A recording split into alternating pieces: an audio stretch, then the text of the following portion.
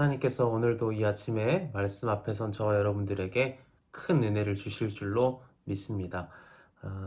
어제 묵상한 본문에 이어서 예수님은 계속해서 너희가 여태 이렇게 들었으나 나는 너희에게 이렇게 말한다 라고 말씀하시면서 제자들을 가르치십니다. 예수님의 말씀은 이전에 주어졌던 하나님의 말씀과 전혀 다르지 않습니다. 앞에서 묵상한 것처럼 예수님은 율법을 폐지하러 오신 분이 아니라 율법을 완성하러 오신 분이기 때문입니다. 그런데 예수님의 말씀을 곰곰이 묵상해보면 굉장히 신선하다라는 것을 우리가 깨닫습니다. 굉장히 들어보지 못했던 것처럼 여태 우리가 들어온 것과 전혀 다른 말씀을 하시는 것처럼 들릴 때가 있습니다. 어쩌면 그것은 우리가 하나님의 말씀을 듣고 그 말씀대로 살아간다고는 하지만 어느덧 그 안에 있는 본질을 잃어버리고 껍데기만 남은, 그러니까 아무 능력도 없는 글자를 우리가 붙들고 있었기 때문은 아닐까 생각을 해보긴 합니다. 어쨌든 예수님은 우리에게 그저 글자로 주어져 있던 그 말씀에 생기를 불어넣으십니다. 너희가 여태 이렇게 들어왔지만 나는 너희에게 말한다 말씀하시면서 말입니다. 우리 그리스도인들은 들어온 것의 기준에서 사는 자들이 아니라 살아계신 하나님께서 말씀하시는 그 말씀에 따라 살아가는 복된 존재들인 줄로 믿습니다. 오늘 본문에서는 예수님께서 맹세와 동해 보복법 그리고 원수를 어떻게 대해야 할지에 대해서 말씀을 하고 계십니다. 저는 우리가 읽은 43절에서부터 48절까지가 깊게 묵상이 됐는데요. 43절에서 45절 말씀에 내 이웃을 사랑하고 내 원수를 미워하라 하였다는 것을 너희가 들었으나 나는 너희에게 이르노니 너희 원수를 사랑하며 너희를 박해하는 자를 위하여 기도하라. 이같이 한즉 하늘에 계신 너희 아버지의 아들이 되리니 이는 하나님이 그 해를 악인과 선인에게 비추시며 비를 의로운 자와 불의한 자에게 내려주심이라. 아멘. 이웃뿐 아니라 원수를 사랑하여라. 너희를 박해하고 괴롭게 하는 사람들을 위해 기도하여라. 이같이 한즉 하늘에 계신 너희 아버지의 자녀가 될 것이라고 말씀을 하십니다. 제가 이제 어릴 적 저희 큰 집이 있는 마을에 가면 동네 어르신들이 저를 부를 때 제 이름을 부르시지 않았습니다. 꼭 저를 보시면 작은 철이라고 부르셨어요. 왜냐면 저희 아버지 성함이 철자 의자시거든요. 그 어린 제가 생긴 것이 이제 아버지와 많이 닮았으니까 동네 어르신들이 제가 인사할 때마다 작은 철이라고 부르셨던 겁니다. 요새는 아버지와 웃는 것도 닮고 아버지 목소리도 그리고 취미와 식성까지도 닮는 것을 제가 깨닫습니다. 이렇게 닮아가는 게 결국 가족이겠구나라는 생각을 하는데 예수님께서 요한복음 13장에 제자들에게 그런 말씀을 하십니다. 너희가 서로 사랑해라. 너희가 서로 사랑하면 세상 사람들이 너희를 보고 내 제자인 줄 알 것이다 라고 말씀을 하십니다. 너희가 서로 사랑하는 것을 보고 너희가 내 사람인 줄 알 것이다.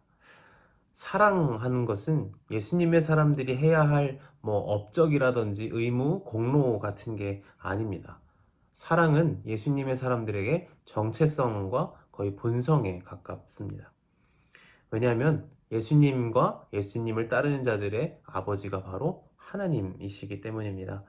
닮을 수밖에 없고 드러날 수밖에 없는 품성이 바로 사랑이라는 것입니다.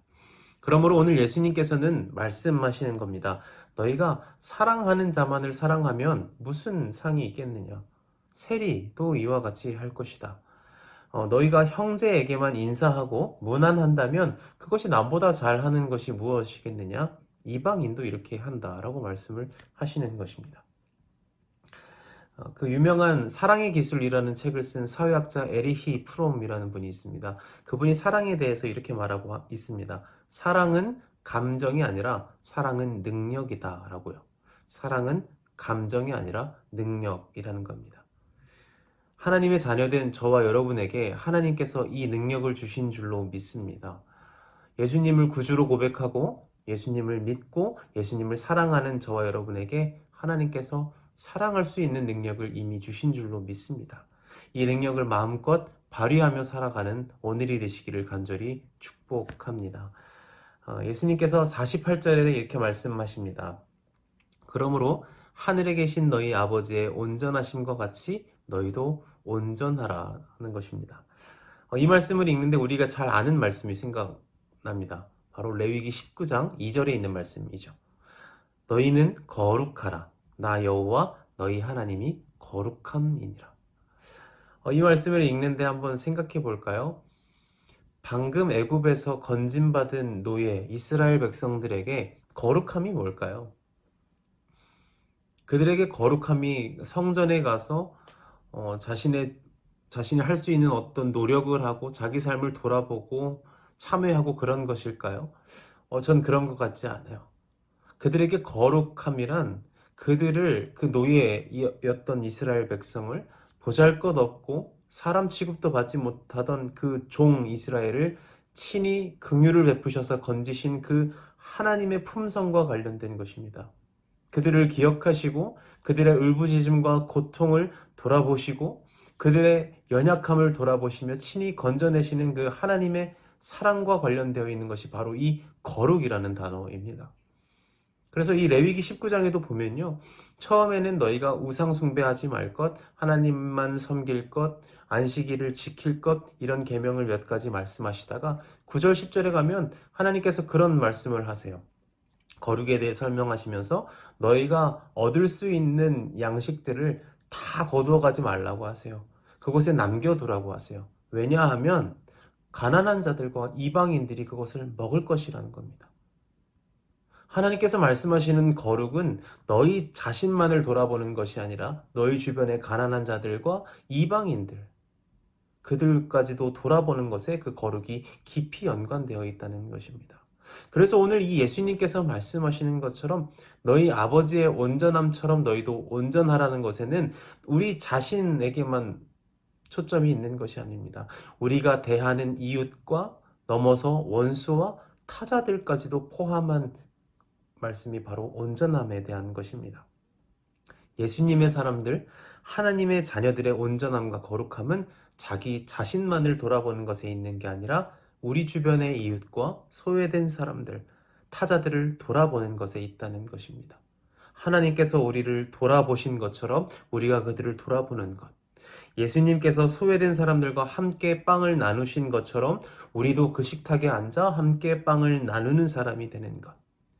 바라기는 사랑하는 우리 독일의 모든 가족들도 이 하나님의 거룩하심, 우리 아버지의 온전하심을 닮을 수 있는 귀한 자녀들이 되시기를 간절히 축복합니다.